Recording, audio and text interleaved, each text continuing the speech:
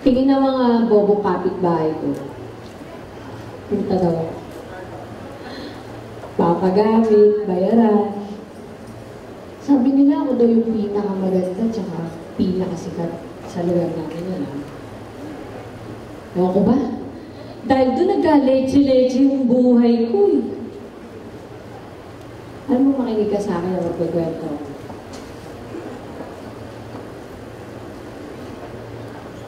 Maraming nanligaw sa amin. 3 may hilig na foreigners ang lumabas tayo sa akin. Sa 3 yun, yung una, ayos lang. Yung huli, hindi ko talaga matanda. Alam mo bakit? Kasi sobrang ginawa niya sa akin. Pinapastangan niya ako. Ibang klase siya magregalo. Dati, binaon ko na lang sa sarili ko. Ayoko na siyang makita. Sabi ko sa kanya, wala. Ginagamit mo lang ako.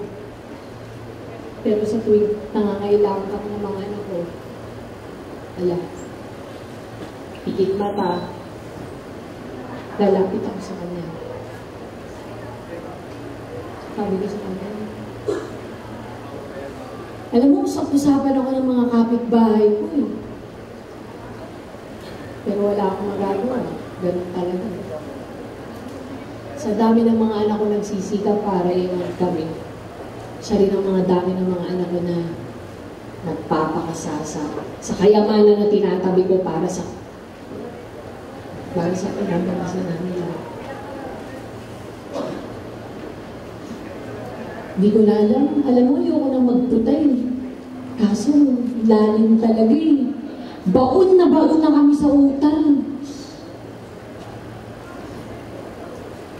Alam mo, sa tuwing titingin ako sa salamin, alam ko, maganda pa rin ako. May mga bilib pa rin sa akin.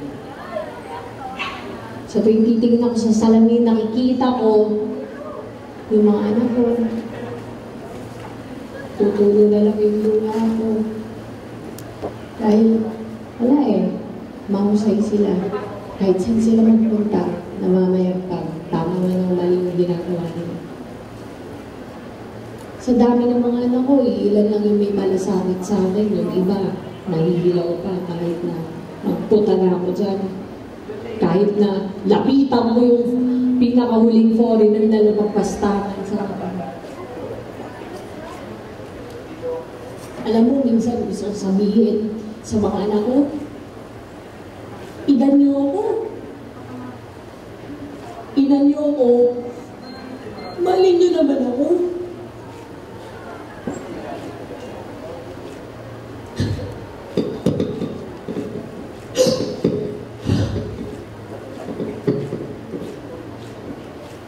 Sira makeup ko dito. Salamat na nakinig kayo sa akin. Nakalimutan ko sabihin pangalan ko, Pilipinas ngayon pala.